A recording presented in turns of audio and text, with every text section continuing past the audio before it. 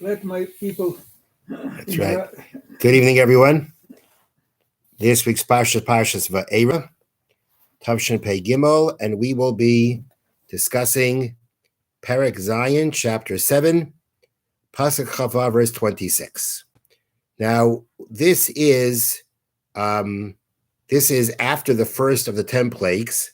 We're about to be, Hashem is about to tell Moshe to tell Paro about the second plague, which was the plague of the frogs. So let's read. Vayimer Hashem o Moshe. Hashem said to Moshe, Boyo Paro, go to Paro. V'mar to love and say to him, Koyamar Hashem, so says Hashem, Shalach esami v'yabduni, send out my people so that they can serve me. And if you refuse to send them out, behold, I will smite your borders with frogs. Excuse me. The Nile will swarm frogs, and they shall come up and enter your house. And in the room, in your bedroom, and on your bed. And in the houses of your servants and your nation, and in your ovens, and in your kneading bowls, kneading troughs. Okay, so the Tzvardim, we're going to, when we're pasuk, and in you and in your nation and your servants, Yalu Tzvardim, the frogs will ascend. Okay, so Pasuk Chavches tells us that the Svardim, the frogs, are going to go everywhere. In your house, in your bedroom, in your bed, in your ovens. Misharesach means in your kneading troughs, your kneading bowls, where you knead dough. Okay, now, let me ask you a question. When it says that they're going to go into your ovens, were the ovens on? Were the ovens off? Was there a fire going in the oven? Was it hot in the oven? Or was it cold in the oven? So now, with that question as an introduction to what we'll be discussing tonight, I want to discuss actually a Gemara in Psachim that deals with what I just mentioned, but it's part of a much bigger story. And in order to appreciate that story, I want to share with you something from Sefer Daniel, the book of Daniel. The book of Daniel was written after the destruction of the first Beis HaMikdash, after destruction of the first temple, that was destroyed by Nebuchadnezzar, the king of Babel, the king of Babylonia. And in chapter 3 of the book of Daniel, it tells how King Nebuchadnezzar made a statue of gold. Its height 60 cubits. That's pretty high.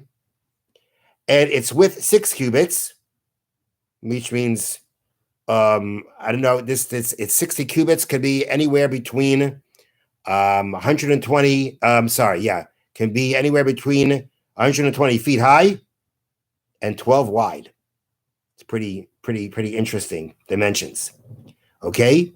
And after he made this big statue of gold, he gathered together all his officers, all the people that served him. He gathered them together and he told them, okay, when the signal is given, when the music starts to play, when the instruments start to play, everyone has to bow down everyone has to bow down to this idol. Whoever does not fall and prostrate himself will immediately be thrown into a fiery, burning furnace. What a guy. That's what he said. You bow down to the statue. If not, you're going to be fried or cooked or broiled. Okay? Now, so the book of Daniel describes how when everybody heard the signal, everybody bowed down.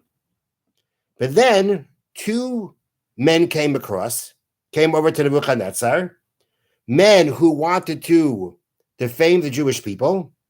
And told Nebuchadnezzar that there are some of your servants who did not bow down. And these people, I'm going to read to you this English translation of the pasuk. There are Jewish men whom you have appointed over the affairs of the province of Babylon. The names described here in the book of Daniel are Shadrach, Meshach, and Aved Nagoy. For our purposes, we know them by other names. We know them by the names Hananiah, Mishael, and Azariah. And these men have not accepted your decree upon themselves, meaning they didn't bow down. O king, your God, they do not worship, and to the golden statue that you have set up, they do not bow down. So they came and they snitched on these Jews who did not bow down. So Nebuchadnezzar became very angry. He called them over and he said, is it true that you did not worship my God and that you did not prostrate yourselves to the golden statue that I have set up? So he told them basically, I'll give you another chance. When the music plays, you bow down. If you don't bow down, then you're going to be thrown into a fiery burning furnace. What did these three Jewish men respond? Again, I'll read to you from the English translation. The three men responded and said to the king, Nebuchadnezzar, we are not worried about replying to you about this matter. Behold, our God whom we worship is able to save us. He will rescue from the fiery burning furnace and from your hand, O king. But if he does not, let it be known to you, O king, that we do not worship your God, and to the golden statue that you have set up, we shall not prostrate ourselves. That's what they said to this very mighty king. So Nebuchadnezzar got angry, had them tied up, and had them thrown into the burning furnace. But then it says, then King Nebuchadnezzar, bewildered, stood up in haste. He exclaimed to his ministers and said, did we not throw 3 bound men into the fire? The response was, yes, we did.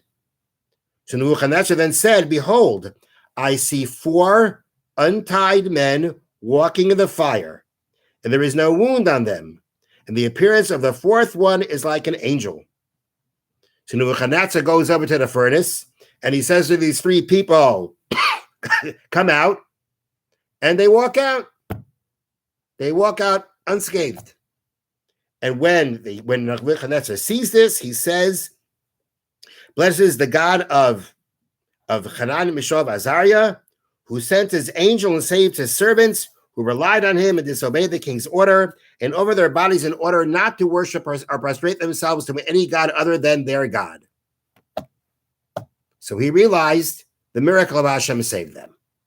But this is the story of Hananiah, Mishael, and Azariah refusing to bow down to the statue of Nebuchadnezzar put up. They were ready to give up their lives for it, and a miracle occurred and they were saved.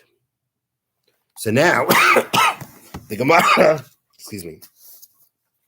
the Gemara in Psachim, Daf Nun Gimel Amud Beis, 53b, brings down that a sage asked the following question: Ma'ro Hananiah, Mishael, Azariah shemasru atzma kedushas Hashem l'kibshon ha'esh.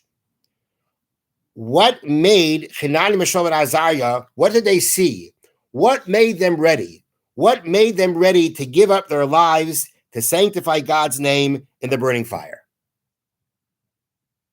What did they see? What brought them to do it? Do you have an answer to the question? Why they gave up their lives? That's why they gave up their lives? But why would they give up their lives? They trust they would save them. But listen, they could, why did they have to give up why did they have to put their lives in danger and rely on Hashem? Why did they just do it? Fallen prostrate, it means fall of another God. Simply put, right? We would simply understand that this is what we call a form of avodah zarah, idol worship, and bowing down to the idol would be absolutely forbidden, right? And do you have to give up your life for that? Probably yes. The answer is yes. So right away we have to wonder, what's this question? What was the question of the Talmud when it says, what did they see? What did they see that therefore they were ready to give up their lives? What do you mean? It was avodah zarah, it was idol worship. Now, what is the Talmud answer? It answers like this. It answers, well, they took a lesson from the frogs. Wow. Took a lesson from the frogs. Why? These frogs, right? that have no mitzvah to sanctify God's name, what do? They jumped into the ovens. And the Talmud says the fact that the Torah talks about the ovens and the kneading bowls, that means they were next to each other. When is a kneading bowl next to an oven? When you're ready to bake in it. That means the oven was burning hot. And nonetheless, these frogs jumped into the oven. So if the frogs who don't have a mitzvah, who aren't commanded to sanctify Hashem's name, jumped into the fire, we who do have a mitzvah to sanctify Hashem's name, all the more so. That's the answer.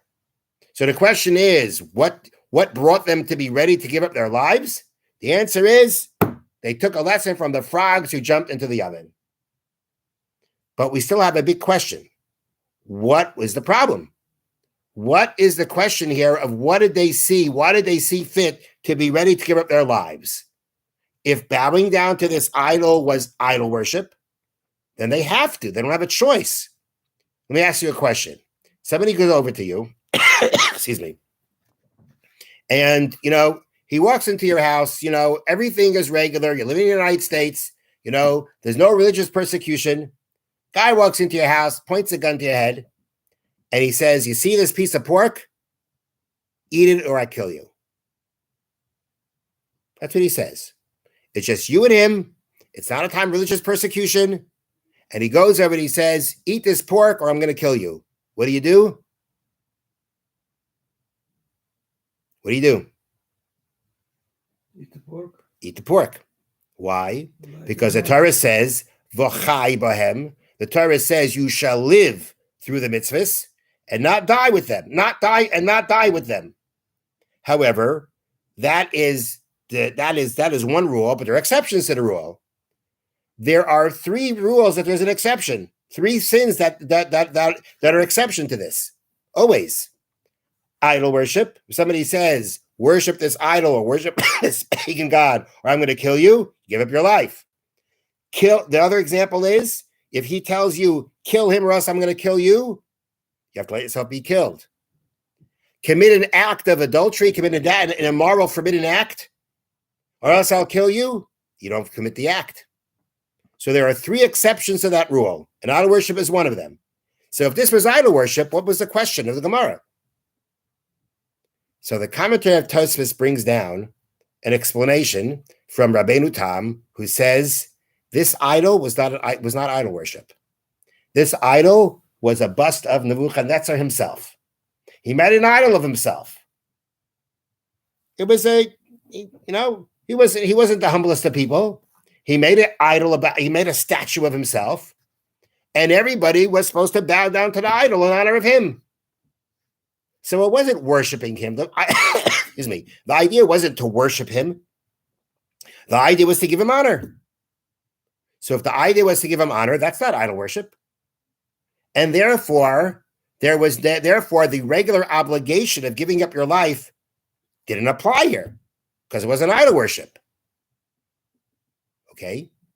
The only question is then, if there was no idol worship here, and which means they didn't have to give up their lives, why did they? What was the basis to do that? You can't just give up your life for no reason. The Torah wants you to live. So how are we going to understand why they were ready to give up their lives? And then what did they see from the frogs that gave them some kind of answer?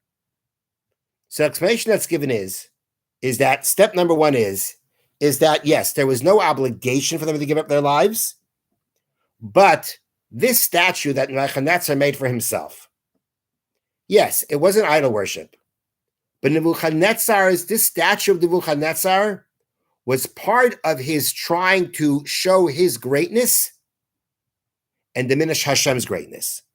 He destroyed the Beis HaMikdash, right? In his mind, he beat God. He destroyed the Beis HaMikdash. And this statue that was there to promote himself was because of the whole context, the whole situation, everything that he was doing. His intent in this idol was to promote himself as the mightiest and to lower the honor of Hashem. So not bowing down to this idol, which means defying what Nebuchadnezzar wanted to do, was a form of sanctifying Hashem's name. It was not your classical form of idol worship. There was no worship here. But the point of Nebuchadnezzar for everyone to bow down to this idol was to diminish the honor of Hashem, to lower the honor of Hashem. And therefore, there was place to sanctify God's name. Whereas, is there an obligation to sanctify God's name in this situation? No. But would it be justified? Is there a justification because there was a desecration of God's name here, which Hanan, Mishael, Azariah weren't going to tolerate? There was a desecration of God's name here. The Hanan, Mishael, Azariah were not going to tolerate that desecration of Hashem's name. And therefore, there was a level of sanctifying God's name here. And therefore, although they weren't obligated to give up their lives, it was okay to do. It's a very interesting idea. So even though this is not a place of obligation to give up your life for the honor of Hashem, but it made sense. There was place for it. There was a great desecration of God's name taking place here publicly, and Hanan and Azariah therefore had the justification to even give up their lives so as not to desecrate Hashem's name. Okay, if we have that, what did they learn from the frogs? How did the frogs help them? So I like to suggest the following, and that is that, there's another, the Talmud, not Pesachim doesn't say it, but the Gemara somewhere else says that, if Nebuchadnezzar would have whipped Hanan, Mishael, Azariah and tell them and whip them, and by whipping them, tell them, if you want this to stop, you better bow down. You know what they would have done? They would have bowed down. To suffer lashes, it's easier to jump into a fire and lose your life very fast than to be whipped.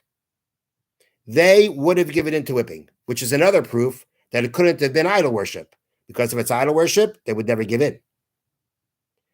But the fact that there was, but this is just the idea is that by whipping that, so if we see that by whipping, they would have given in. So that means that they had a challenge. They weren't obligated to give up their lives, but they knew there was a place to do it. But they were struggling. They were struggling with the fact that, we're not obligated because it's not idol worship. This is really an honor to him.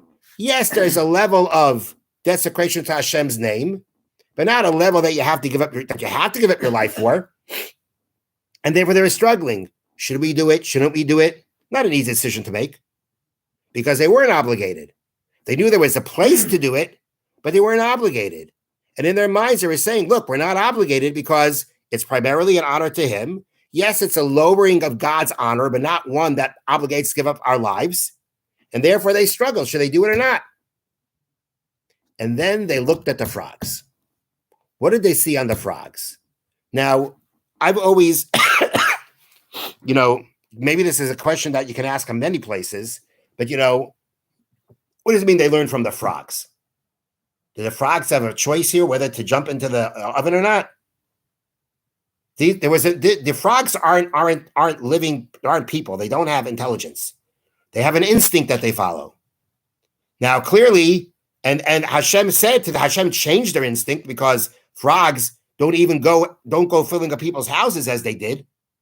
There was a clear miracle here, but this was the instinct that Hashem put into them.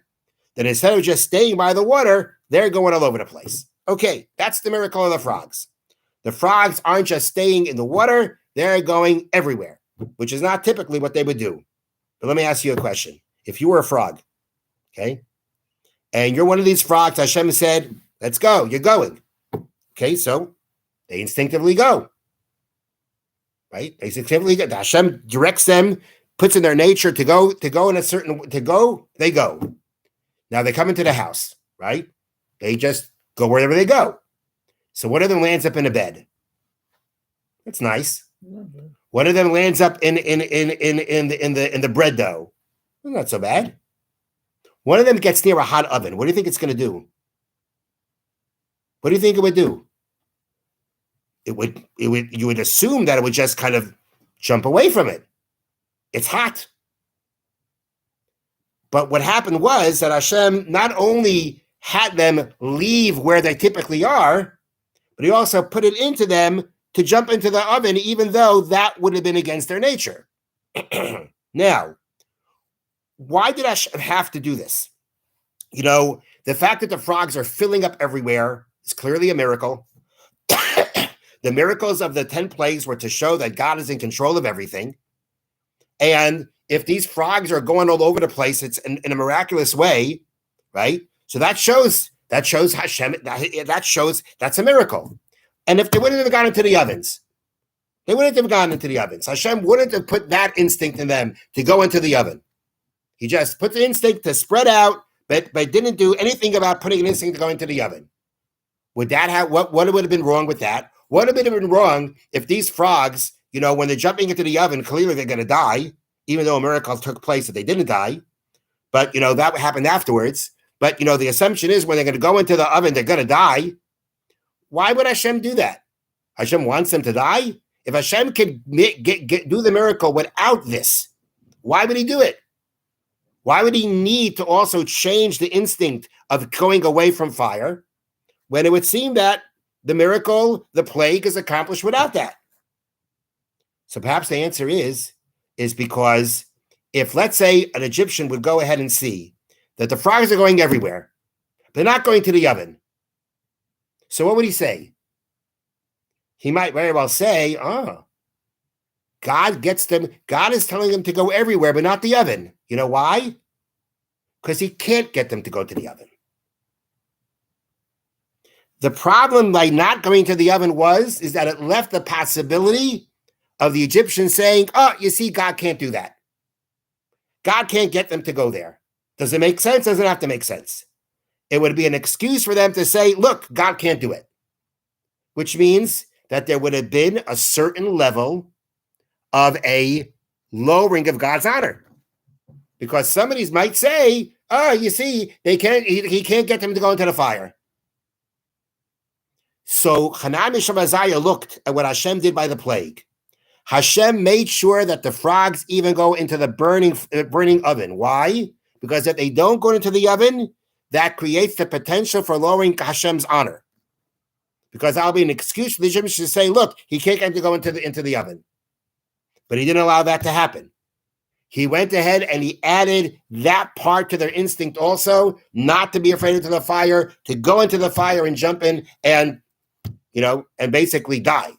At the end, it comes out they didn't die, but, they would jump into the fire to die.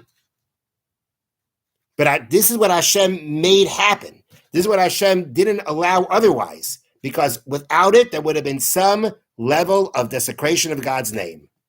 So Hanan Mishav Azariah looked at the frogs.